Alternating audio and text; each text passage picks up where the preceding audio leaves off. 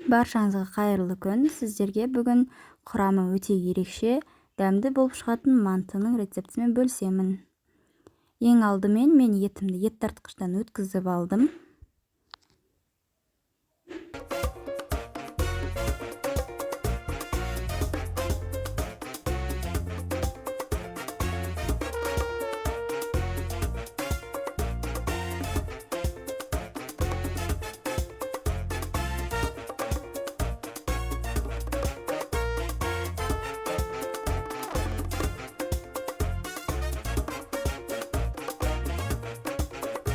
Содан соң менде бұл жерде қатқан уыз, соны да ет тартқыштан өткізіп алдым.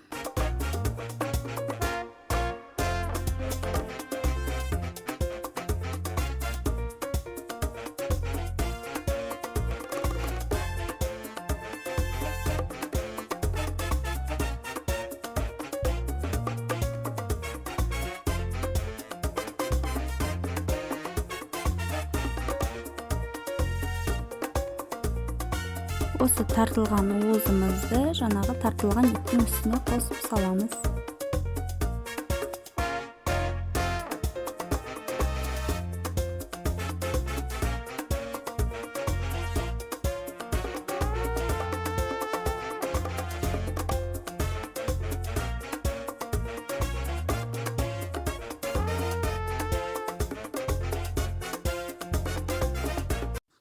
Содан соң мен картошка қостым. Картошкаларымды ұсақтап төртбұрыштап турап алдым.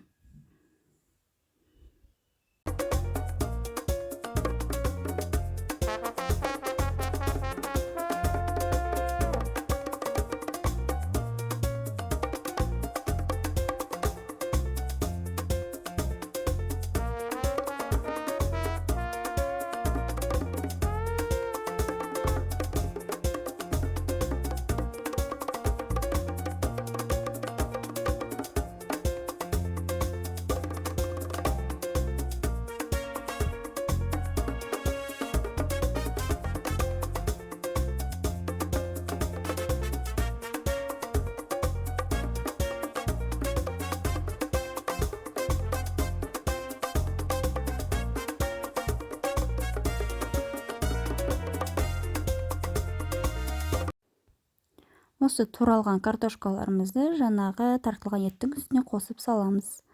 Содан соң пиязымызды ұсақтап турап аламыз.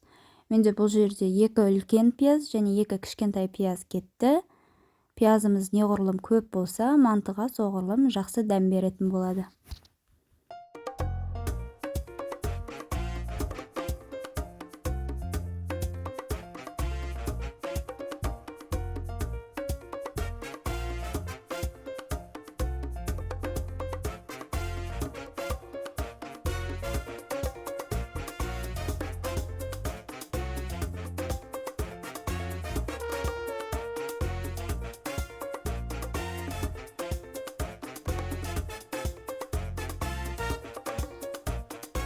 Осы туралған пияздарымызды жаңағы еттің үстіне қосып саламыз.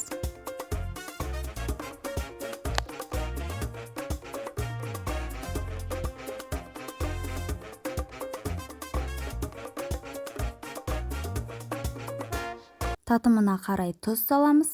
Менде бұл жерде 1 ас қасық тұз салдым.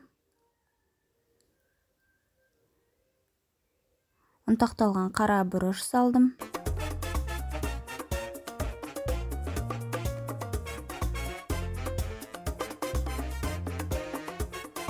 Бір кесе сұйық май құйдым. Және 1 стақан салқын су құйдым.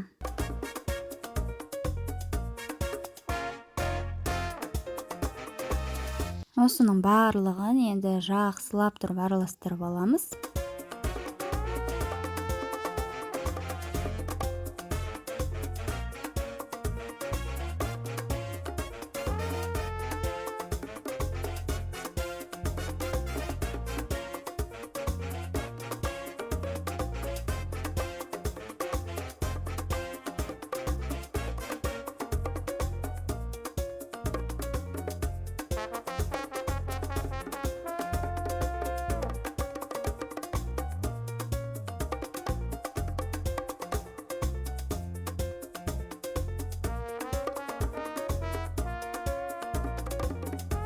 Менің салмам қоюлау болып қалғандықтан мен үстіне тағы да 1 стакан су қосып құйдым.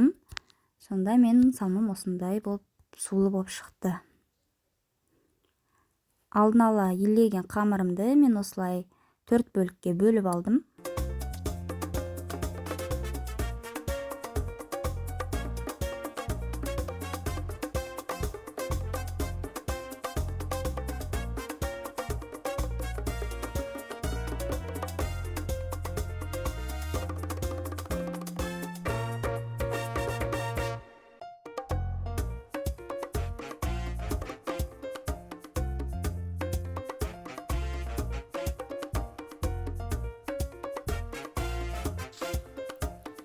Қамырымыздың әр бөлігін осылай домалақтап аламыз.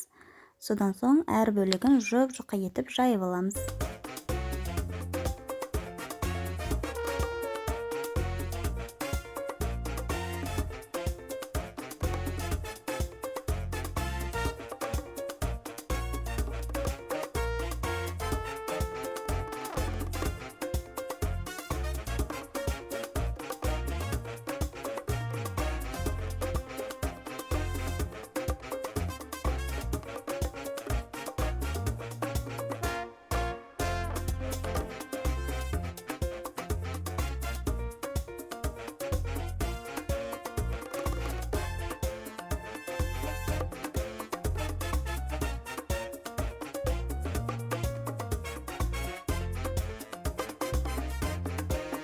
Осы жайып алған қамырымды мен 4-3 бөліктерге бөліп шықтым.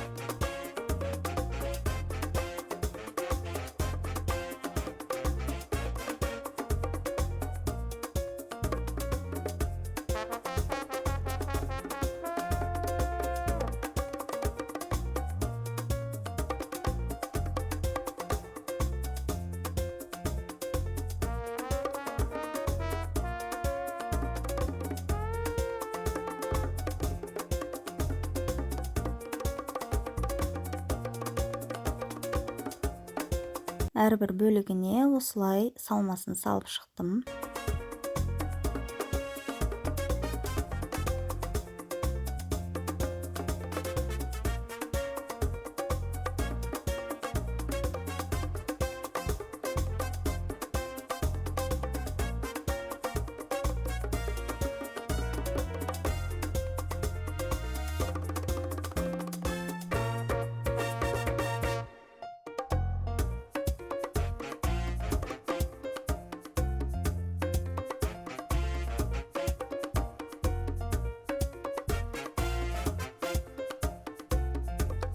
Содан соң әрбір мантыларымызды осылай әдемілеп түйіп шықтым.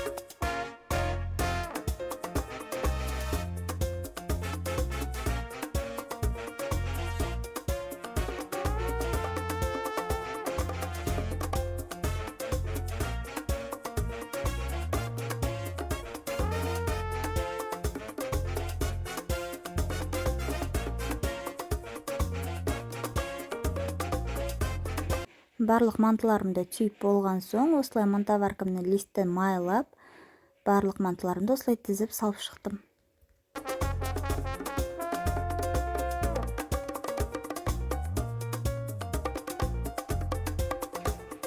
Осы мантыларымызды 30-35 минутқа пісіріп аламыз.